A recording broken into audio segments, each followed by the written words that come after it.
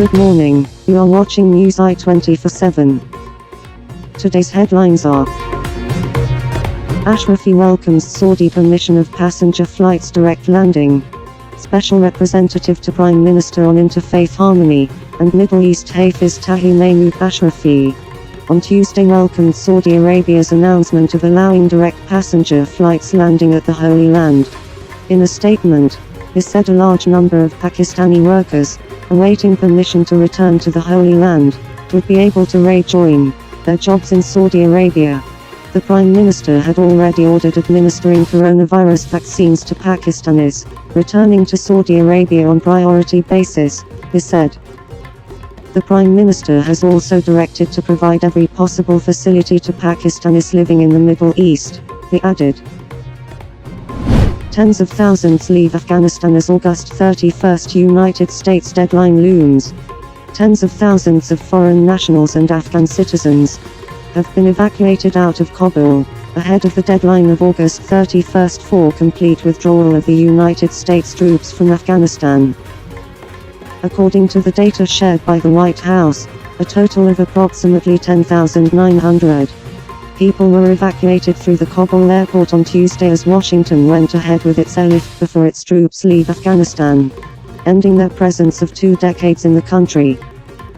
In total, the United States-led mission had facilitated the evacuation of 48,000 people since August 14.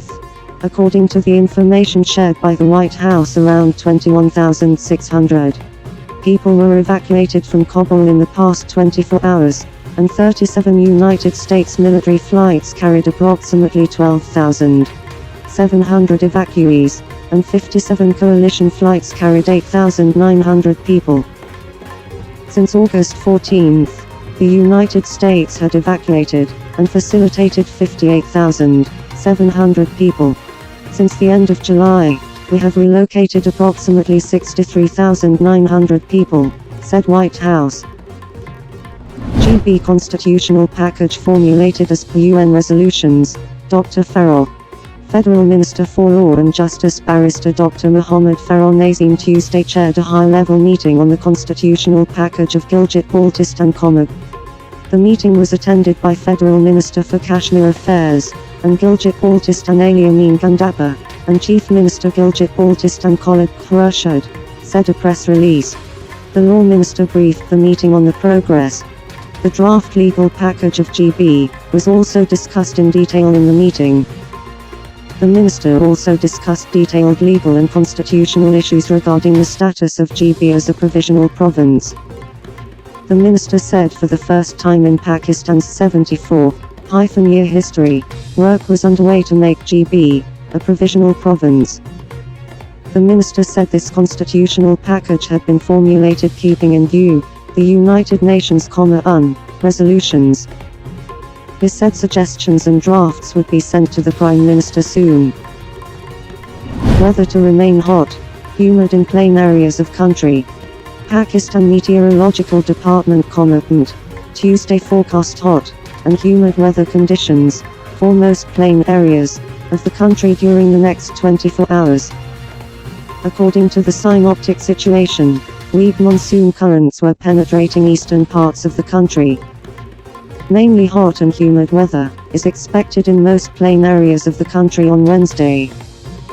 However, rain, wind, thunder showers are expected at isolated places in Upper Khyber Pakhtunkhwa, northeast Punjab, Gilgit-Baltistan, Kashmir and its adjoining areas.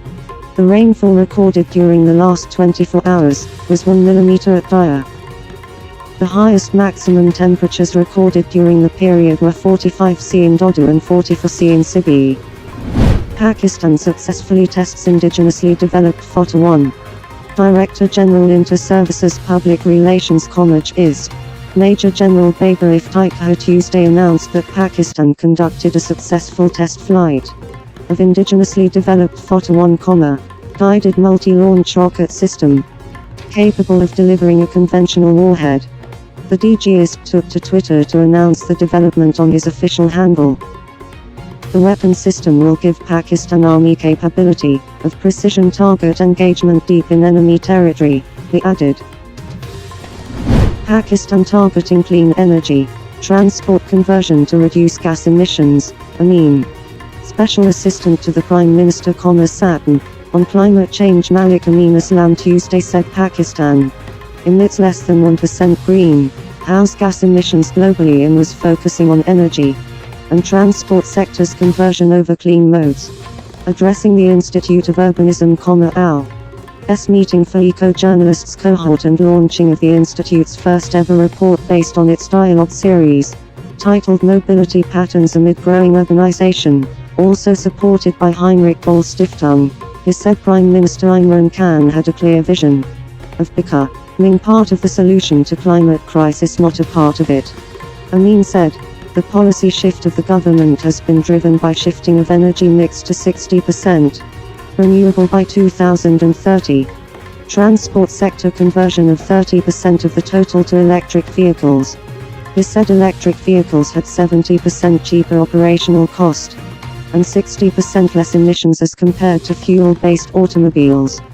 6 textile industries of the country have announced to go zero-emission manufacturing units.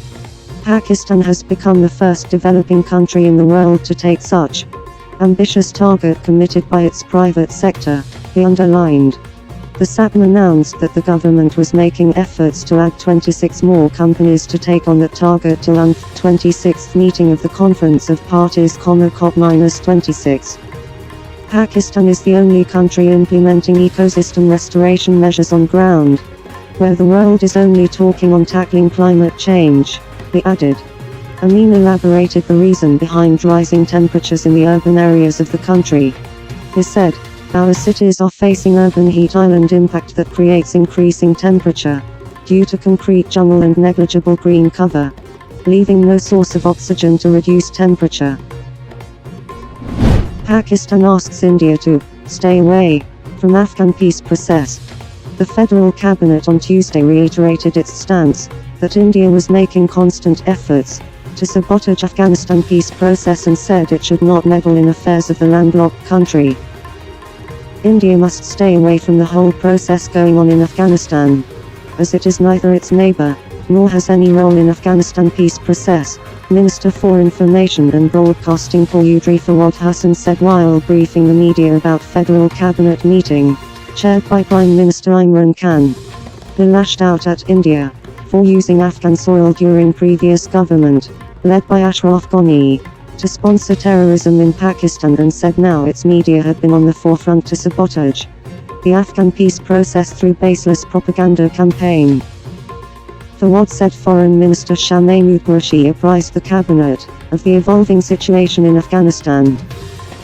He said the cabinet was informed that Pakistan was carrying out serious efforts for the evacuation of foreign nationals from Kabul. We are facilitating the evacuation of thousands of people of different nationalities from Afghanistan's capital Kabul, he added. He said the Pakistan International Airlines had so far facilitated evacuation of over 1,500 people from Kabul. Pakistan was also taking steps to open its borders for evacuating of foreign nationals from Afghanistan, he added. About government formation process, he said Pakistan was playing a responsible role, and in close contact with Afghan authorities, in addition to other countries including Turkey and China. He said the foreign minister would leave for Central Asia shortly to hold consultations on the evolving situation in Afghanistan. Pakistan, Portugal to strengthen cooperation in science and technology sector.